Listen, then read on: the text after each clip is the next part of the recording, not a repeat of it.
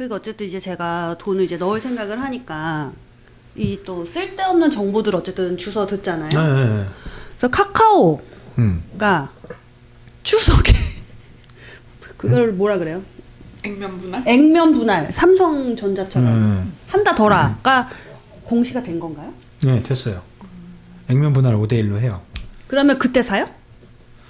추석 때? 아니 그거 되는 날 사는 거야? 뭐 어떻게 되는 거야? 애초에 이게 모르겠네.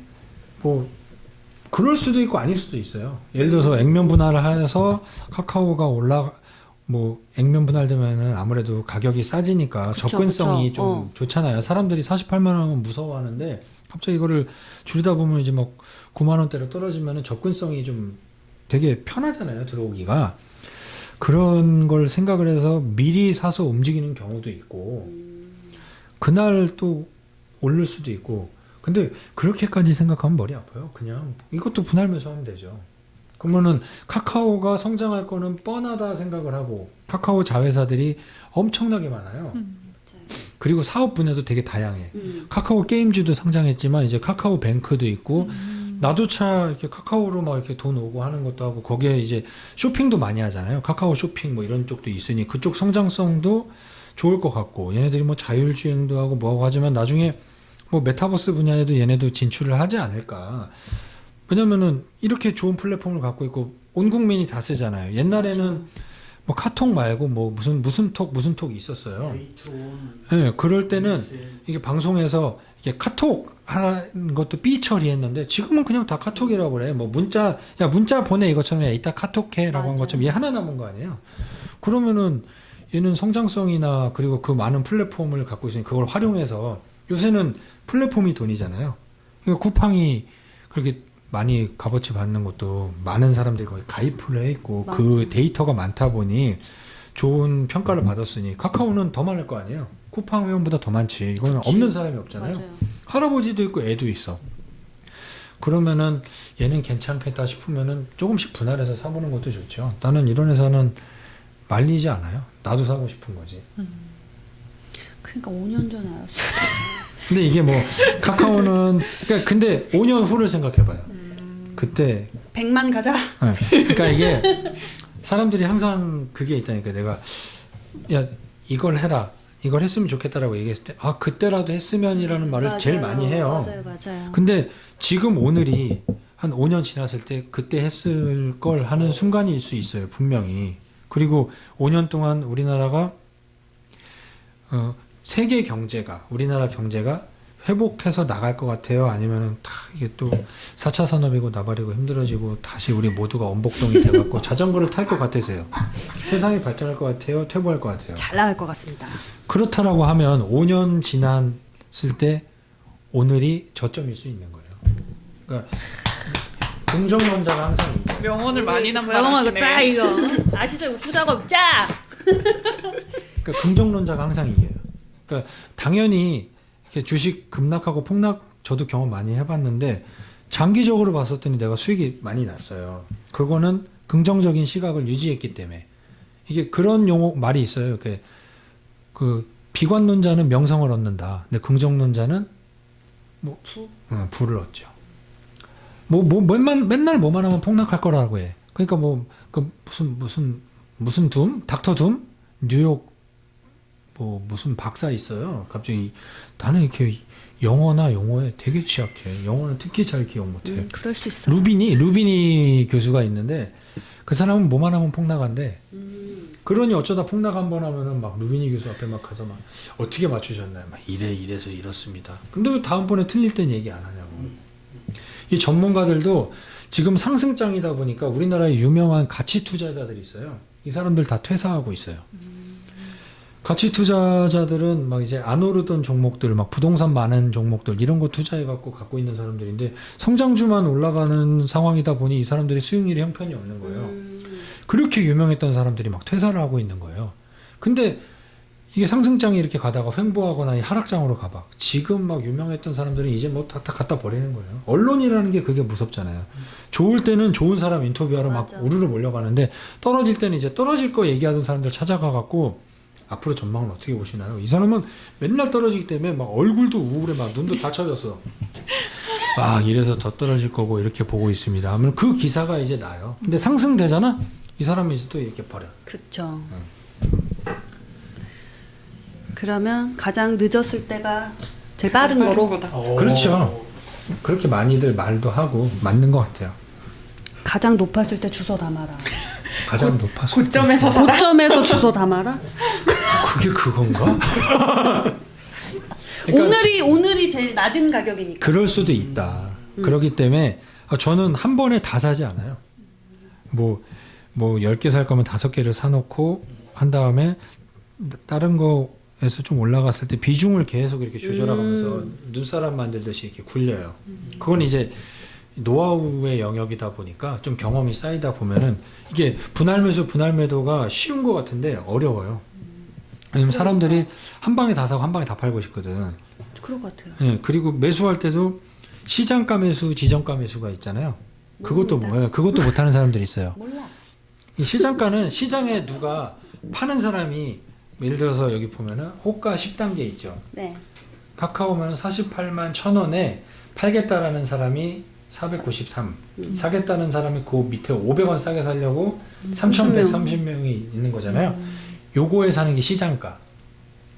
빨리 파는 사람이 사는 게 시장가예요. 근데 요것도 모르시는 분들 많아요. 근데 지정가에 사고 싶다.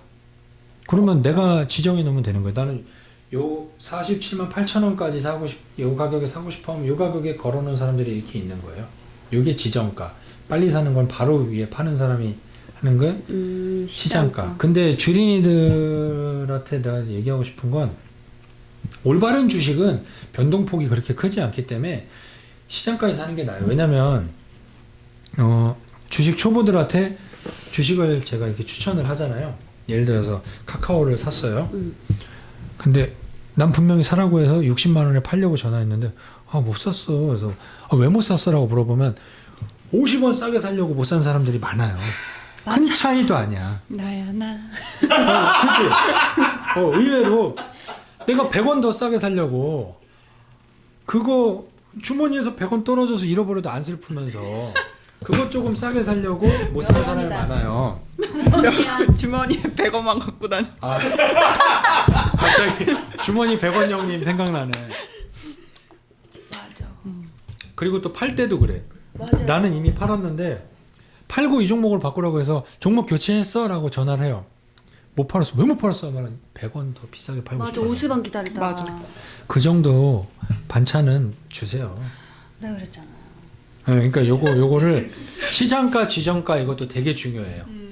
물론 이제 뭐 지정가에 사는 거는 나중에 좀 경험이 쌓인 다음에 하시고 기왕이면 시장가에 뭐 얼마 차이 안 나면 저는 개인적으로 단타를 안 치는 성향이다 보니 플러스 마이너스 10%는 신경을 아예 안 써요.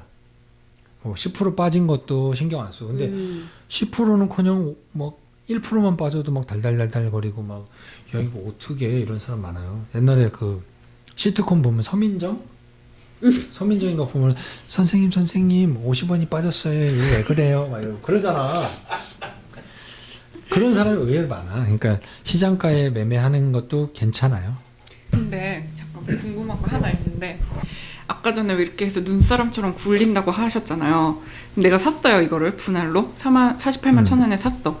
근데 카카오가 뭐 좀 떨어져야 주워 담아야 되는 거잖아요. 근데 안 떨어지고 계속 오르면 올랐을 때도 그냥 사도 돼요? 그러면 나는 그러니까 분할 매수할 때 사람들은 그렇게 많이 하더라고. 떨어지면 더 산다라고 생각을 하잖아. 그죠? 나는 반대로 얘기해. 떨어지면 일단 기다려보라 그러고 오른 상태에서 분할 매수를 더해. 왜냐면 추세라는 게 있잖아. 추세.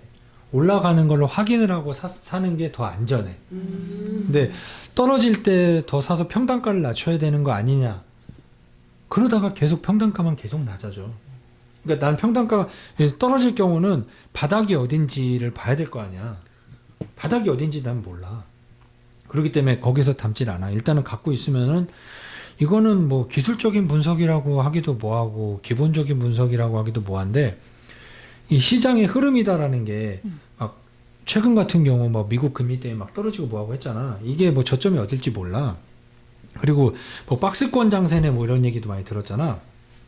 박스권 장세는 말 그대로 주식이 이렇게 박스 안에 이렇게 갇혀져 있다는 거야. 오르면 요 정도에 올랐는데 여기에 담은 떨어지고 바닥에 여기에서 이렇게 박스권에 이렇게 갇혀 있는 장세라는 거잖아.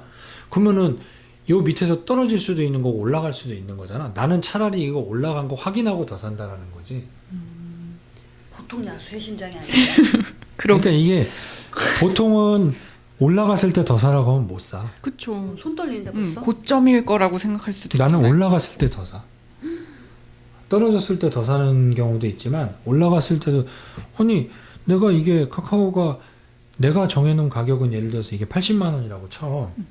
그러면은 60만 원에 사도 20만 원이 남은 거고 70만 원에 사도 10%가 남은 건데 굳이 내가 내 평단가 이거를 유지하고 싶어서 되게 또 사람들 되게 재밌는 심리가 평단가 낮은 걸 되게 보고 싶어 해.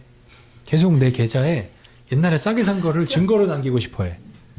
그게 뭔 의미가 있는 왜냐면 제가 지금 현 띠리리가 있는데 그거 엄청 낮을 때를 샀었어요. 13만 원대. 아 종목 얘기해도 돼. 현대차. 근데 13만 원대 샀는데 이게 지금 엄청 거의 10만 원 가까이 뛰었잖아요. 근데 저는 사실 현대차를 더 사고 싶은데 그걸 사면 그 평균 단가가 올라가지. 네. 그러면 이게 내가 더 조금 손해인가 싶으니까 더 사기가 사실 좀 망설여지는 거예요. 우리가 그 평단가를 누구한테 제출할 필요도 없잖아. 마치 막 이렇게 그쵸. 평가받을 내 필요도 마음의 없고. 위안을. 그러니까 나는 그걸 지금 더 사도 그러니까 그게 올라가면서 사는 거예요. 왜냐면은 예를 들어서 내가 처음에 2천만 원을 갖고 주식 투자를 했어. 근데 여유 자금이 또 200이 생겼네. 그러면 그거 더 살 수도 있는 거잖아. 그때 돼서 내가 그 평단가가 아깝기 위해서 현대차 말고 뭐 다른 거 뭐 싼 거 없나? 하나 시스템을 살까 뭘 살까? 이럴 필요는 없다라는 거지. 이 회사가 그런 걸 모아간다라고 하는 거야. 셀트리온으로 뭐 계속 샀다는 그 엑스트라 하시던 분 있잖아. 그분이 떨어질 때마다 샀겠냐고. 오르면서 계속 사는 거야. 계속 사는 거야. 올라가면서. 왜냐면은 테슬라라든지 뭐 아마존이라든지 뭐 몇백 배 올랐다고 그러잖아. 그럼 이 사람들이 처음에 그거대로만 했겠냐고. 생길 때마다 올라가면서 올라갔다라는 거는 성장했다라는 거잖아. 그러면은 이 시세는 올라갔는데 그럼 기업 성장에 맞게 올라갔느냐? 확인해 보니 주가도 이렇게 올랐는데 실적도 올랐네. 그럼 앞으로 전망을 볼까 하면은 앞으로 전망에 대해서 설명하는 애널리스트들이 예상 매출이다라는 걸 또 올려. 그러면은 일단 전망이 상승하고 있구나 하면은 살 수 있는 거잖아. 그런 확인이 중요한 거야. 주식이 올라갔는데 이거 보니 이게 갑자기 검정색에서 피바다로 바뀌었네. 그러면 사면 안 되지. 근데 이게 2조였던 게 3조가 되고 4조가 됐네. 이런 거는 올라가면서 사야 되겠지. 봐봐 이거 1, 2, 3, 4 얘는 완전 교과서적으로 올랐네. 이런 거는 따라가면서 계속 사야 되는 거지. 그럼 저 뭐 살까요? 말해주세요. 지금 적을 거니까. 제일 중요한 거죠. 또 울렁거려서. 분할 매수, 풀매 안 하고 분할 매수 할 건데, 자, 뭐 살까요? 뭘 얘기를 해야 되지? 뭘 살까? 다들 1,000만 원 준비하시고. 아까 말씀해 주셨잖아요. 남편이 어디 들어가면 그러니까 지금 10대 대기업을 가야 되나 봐요. 일단은 그거 보는 게 그 나아요. 모질하겠다, 1,000만 원. 그 다 살 필요는 없죠. 10개 사게 10개? 10대 하나. 큰일 날 뿐이에요. 계열사가 몇 개인데 삼성만 쳐도 지금 몇 개가 나오고 이런 분이 나중에 이제 백화점을 만드시는 종목 백화점 어떤 분은 막 70 몇 개도 있대요. 그 정도면은 거의 뭐 워렌 버핏 아니야. 그 몇 개를 가져야 돼요? 몇 개를 가져야 된다라는 건 없는데 그게 추천. 추천? 아니 그냥 저기 초보 그거 들으려고 나온 아니 거예요. 초보는 뭐 얼마로 몇 개 정도를 사시라.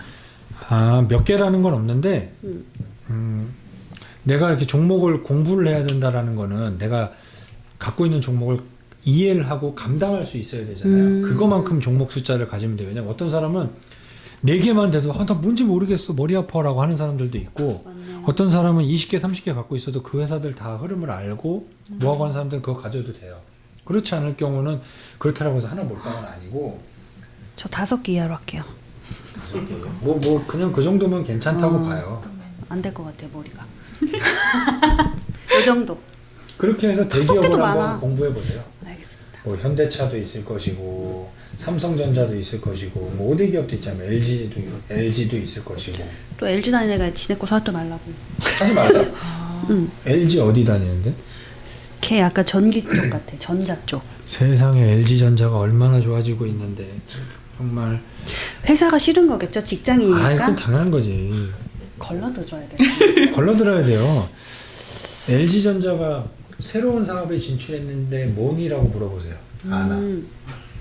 지금 니네는 핸드폰 사업을 철수하고 있고 자동차 전장 부품 쪽으로 가고 있는 것 같은데 어떻게 생각하니? 라고 한번 물어봐요. 뭐라고? 이럴 거예요. 그게 뭐야? 라고 하진 않겠지? 한번 물어봐봐요. 니네가 캐나다 어디랑 무슨 합작해서 한다는데 마그만가 시그만가 마그난가라는데 뭐야? 하고 물어봐봐요. 모른다고 관심 없다고. 그러니까 이게 정말 개인적으로 너무 안타깝게 생각하는 거예요.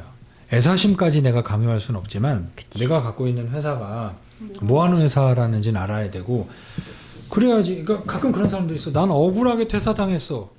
억울하게 퇴사당한 사람이 회사에 대해서 내가 CEO라고 보면 저렇게 아무것도 모르는 사람이 그러니까 그게 있다니까. 이게 야 사장은 모를 거야. 모르는 사람도 있지만 생각보다 알아요. 맞아요. 그 눈에 보여. 물론 막 아부 떨고 막 정치 잘하는 사람이 버티는 경우들도 있지만 그렇지 않고 보인다고. 나 같은 이렇게 되게 작은 구멍가게 사장도 직원들 하는 거 보면 보여. 제가 그 밑에 직원한테 어떻게 하는지 허리 역할을 하고 있는지 뭐 할까 보이는데 저런 대기업 다니는 사람들이 안 보이겠냐고.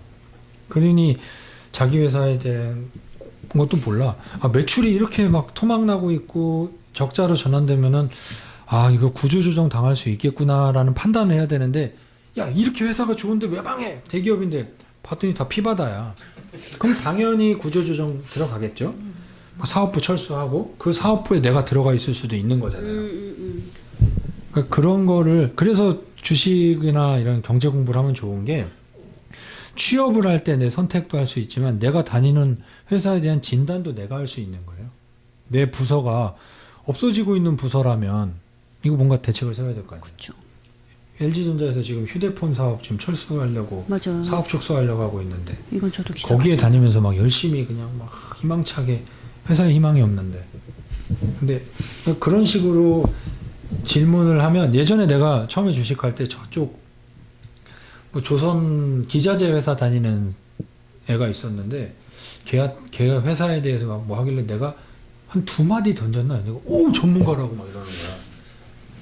내가 아까 물어본 요 정도 질문만 해도 그 친구는 아마 완전히 이 친구가 주식을 하더니 전문가가 됐다고 소문난다니까. 이제 경제 전문가라고. 그 정도로 관심도 없고 지식도 상당히 얕고. 저 같은 애들이 진짜 주식에 많이 있을 거예요. 다 거의 대부분 그럴 것 다. 같아. 거의 다. 나는 그러니까 종목 토론을 하는 사람을 만나본 적이 없어. 여기 있잖아 종목들. 뭐, 야, 이거는 소설가들 말고 소설. 아니 이게 보라고 이게 카카오 주식 그 종목 토론실에 왜 안철수도 오세훈이야? 이게 뭐냐고 이게. 다음 주 오른다. 이거 혹한다니까. 그러니까. 되게 근거가 전문가 없잖아요, 같아요. 근거가 없잖아요. 그러니까 또 무슨 좋은 사람이 저렇게 또 글을 남기셨나. 할 일 없는 거예요. 뭐 친구도 없고 그쵸. 아무도 없고 친구 없고 친구. 친구도 없고 부르는 사람도 없고 존재감은 나타내고 싶은데 어디서 나타내나 하는데 좋아요에 집착하는. 그러면은 마지막 질문 해도 될까요? 예? 돈 넣었어요. 10대 기업에 내가 분할 매수로 해서 넣었어. 네. 언제까지 기다렸다가 언제 팔아야 되나? 그 내 마음에 내 마음 정한 것에. 이게 빼는 거 매도의 타이밍. 응. 저는 어떻게 매도를 하냐면 그 나만의 기준이 있을 거 아니에요. 그쵸. 나는 난 급등을 되게 안 좋아해요. 주식을 하는데 급등을 안 좋아해. 내가 A라는 주식을 샀는데 이 회사가 갑자기 막 급등을 해요. 근데 한 첫날은 지켜봐요. 둘째 날도 급등해. 근데 갑자기 무슨 뭐 정치 테마주에 엮였거나 어떤 테마주에 엮이면 전부 매도해요. 수익이 중요한 게 아니라니까 주식시장은 습관이 중요하지. 내가 거기에서 설령 몇 천만 원을 벌었다고 하더라도 그 맛이 잊혀지겠냐고. 그러면은 조미료 맛보면 세상 맛있지, 세상 맛있지. 내가 조미료를 맛보게 되는 거예요. 그때 내가 딱 끊어버려요. 그럴 때는 갑자기 급등하고 뭐하고 했을 때는 전량 처분해요. 근데 그렇지 않을 경우 이렇게 회사가 이렇게 어느 정도 오르고 있고 뭐하고 예를 들어서 현대차 아까 얘기한 네네. 것처럼 현대차가 13만 원에 샀는데 28만 원 이렇게까지 갔다. 그러면 뭐 어쨌든 2배 이상의 수익이 난 거잖아. 그랬을 때는 한 10% 20% 정도 매도를 해서 다른 걸 살 게 있을까라고 보기도 하지. 근데 현대차를 이렇게 사고 봤더니 SK가 너무 싸구나 하면은 현대차의 이익 실현을 일부 해갖고 SK를 사고 이런 식으로 하거나 아니면 더 좋은 종목이 났을 때 교체. 현대차가 좋은 것 같았는데 이게 기아차가 더 좋은 것 같네? 뭐하네라고 생각하고 판단을 했을 때 교체 이런 건 있어요. 그리고 어쩔 때 내가 뭐 급하게 써야 될 돈이 생길 때 10개 종목이 있으면 그 중에 가장 수익률이 적은 거. 적은 거. 근데 보통은 이렇게 적은 거 마이너스 이런 거부터 팔아야 되는데 보통 팔으라 그러면 플러스부터 팔아요. 그쵸. 마이너스에 집착하면 안 돼요. 걔는 그러니까 팔으라 그러면 꼭 안 오른 거 팔더라고. 이거 올라간 거 파는 거는 그거랑 똑같은 거예요. 야, 가방 하나 줘봐. 쌈지 줘야지. 왜 샤넬을 줘? 그러니까 그런 식으로 하는 거예요. 근데 진짜 이렇게 현대차를 샀는데 내가 13만 원을 샀어. 근데 어쨌든 현대 지금 잘 나가고 있잖아요. 겁나 존버해야지. 네. 언제까지? 아 언제까지? 그러니까 그치, 뭐 종목 교체할 거 나오면 교체를 하고. 그게 될까? 그러니까 되죠. 근데 그러면은 자기가 판단을 해야 되는 거예요? 현대를 없애야 되는데 이제 끝내야 되는데? 아니면은 목표가를 정해놓든지 아니면은 이 성장 산업이다라는 게 있어요. 현대기아차가 메리트가 있는 건 내연기관에서는 흉기차라고 불렸어요. 그러니까 뭐 왜냐면 얘네는 엔진 기술이 늦게 엔진을 만들고 그리고 개인적으로 타봤을 때 성능 차이는 많이 나요. 그러면은 내연기관에서 그렇다라고 해서 얘네가 메리트가 떨어지느냐? 가격 메리트가 있기 때문에 또 팔리기도 해. 맞아요. 해외에서. 그러면은 내연기관에서는 성숙 사업이에요. 더 이상 성장하지 않고 그냥 있는 상태에서 하는 그냥 성숙 단계에 들어간 사업이기 때문에 저평가를 받아요, 얘네가. 성장성이 없기 때문에 얘를 고평가를 쳐줄 필요가 없잖아요. 근데 이 전기차, 수소차에 넘어와서는 얘네가 이제는 성장 산업으로 들어가는 거죠. 왜냐면 전 세계적으로 전기차, 수소차 얘기를 하고 정책 지원도 그렇게 나가고 맞아요. 있고 그리고 전기차의 핵심은 배터리인데 배터리는 우리나라가 세계를 다 잡고 있고 그러면은 내연기관에서는 조금 흉기차라고 불릴 수 있지만 전기 수소차에서는 이건 또 다른 시장이 열리는 거거든요. 새로운 성장 산업에 들어가는 건데 거기에서 후발주자냐? 후발주자도 아니에요. 얘네는 그 플랫폼이라는 걸 만들어 갖고 그걸 갖다가 위에 깍대기를 뭘 갈아도 이제 옛날에 우리 어렸을 때 자동차 그 모터로 달리는 차 있잖아요. 그게 전기차잖아요. 그 밑에 바닥이 있으면 위에 껍데기는 계속 바꿔 낄 수 있는 거예요. 그거를 갖고 있는 회사가 세계에 몇 군데가 안 돼요. 그러면은 그 성장 산업에 들어가는 거 안에서 새로운 판이 시작되는 그 가격을 이제 평가받기 시작한 회사예요. 그러면은 얘네가 성숙 사업에 들어갈 때까지 우리가 길거리에 다니는 자동차 중에 막 한 5-60% 이상이 이제 전기차로 바뀌었다. 그때 되면 이제 슬슬 매도를 해야 되겠죠.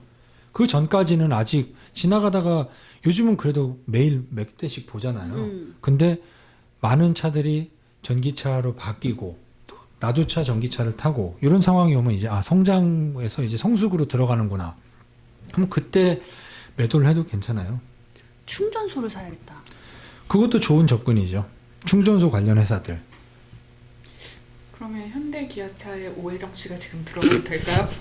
나는 이거는 사도 된다고 봐요. 이거는 뭐 종목 추천 그걸 떠나서 현대기아차를 사야 되는 여러 가지 이유가 있지만 아까 얘기했다시피 내연기관에서는 후발주자였고 그리고 탔을 때 만족도가 떨어지지만 전기차는 또 그 영역하고 달라요. 그리고 그 여러 가지 그 주변 환경으로 봤을 때도 배터리며 뭐며 모든 공급할 수 있는 게 우리나라에 다 돼 있는데 테슬라도 우리나라에 배터리를 요청하고 있는데 현대차는 그게 아니라 우리나라 4대 기업 안에 다 있으니까 자기들끼리 그래서 요즘에 많이 CEO들끼리 만나서 합작도 하고 뭐도 하고 하잖아요. 그러면은 어떤 게 더 좋겠냐고. 뭐 테슬라에 납품하는 것도 물론 중요하지만 우리나라 기업들끼리 뭉치는 것도 그렇죠. 있고. 그러니까 그거 성숙 산업에 들어갈 때까지 현대기아차는 내가 볼 때는 가져가도 될 것 같아요. 배당도 잘 나오고. 그러면 그냥 다른 거 같은 경우는 내가 한 20%만 먹어야지 하면 먹고 나면 뭐 그거는 뭐 보통 자기 마음인가? 자기 마음이죠. 20%면 잘 나오는 거죠. 아, 엄청 좋은 거죠. 이게 아까 얘기했다시피 적금이 3.6%인데 20%면 엄청난 수익인데 이 주식 시장 안에만 들어오면 20%면 내가 그거 먹으려고 들어왔어. 300 먹고 싶어가지고 300. 근데 많이 낮아졌네요. 아까 2배 먹고 싶었는데 300은 워렌 버핏이 1년 수익률이 얼마일 것 같아요? 몇 조? 수익률. 퍼센트. 20. 그 정도밖에 안 나요. 그러니까 내가 워렌 버핏보다 뛰어나면 그 이상을 바라면 돼요. 26%라는데 주식 안 하고 비트코인 판 갈 것 같아요. 비트코인 얘기가 나와서 말인데 비트코인 보고 있으면 주식은 안전자산 같아. 이게 뭔가 주식은 위험자산이라고 했는데 이거 보고 있으면 심심하죠. 맞아요. 비트코인 보면은 그 진짜 난리가 비트가 있어. 거기엔 24시간. 24시간. 저도 그러니까 비트코인을 뭐 말리지도 않아요. 비트코인 투자한다 이런 거를 말리거나 그게 뭐 잘못됐거나 이러지 않고 개인적으로 나도 비트코인도 투자를 하고 하지만 책도 읽어봤어. 막 블록체인에 대해서도 읽어보고 비트코인 책도 읽어봤는데 결론이 뭐냐. 내 머리로는 모르겠다. 얘. 맞아요. 그것도 한 사람한테 물어보면 내가 그래서 누가 수익을 받아? 내가 이걸 사서 누가 좋은 거야? 아무도 없어. 나도 모르겠어. 나는 잘 모르겠는데 비트코인 이건 뭐 전문가들이 있으니까 근데 그 전문가들 방송 봐도 뭔지 모르겠고 결국 걔네도 종목 추천하다 끝나더라고. 그 종목도 맨날 바뀌어. 맨날. 무슨 잡코인. 그러니까 비트코인을 하신다라고 하면 그냥 개인적으로 자산의 한 10% 정도까지는 제가 안 말려요. 10% 정도. 저는 10%까지도 안 했던 것 같고 한 5%도 했나 뭐 했나 하는데 그냥 여기는 그냥 기술적인 분석만 하는 데 같아요. 개인적으로 내가 내용까지 봐도 도대체 뭔 내용인지 모르겠고 그래서 저걸 준다고 하는데 잘 모르겠어요 비트코인은. 맞아. 근데 뭐 투자를 한다면 10% 내외로만. 비트코인 은근히 한 방이 있더라고요. 아 걔는 은근히 한 방 있는 게 아니라 한 방만 해. 아니고 무조건 한 방. 걔는 한 방도 무슨 타이센이야. 막 후려쳐. 무슨 2100배. 2100배. 근데 그 2100배 번 사람들 아마 그 잠깐일 거예요. 2100배 나도 벌어봤으면 좋겠는데 벌고 좋겠다. 아, 2100배. 그 맛 조미료라도 한번 보고 싶네요. 강하게 그냥. 캡사이신 강하게 한 나중에 혀 잘려.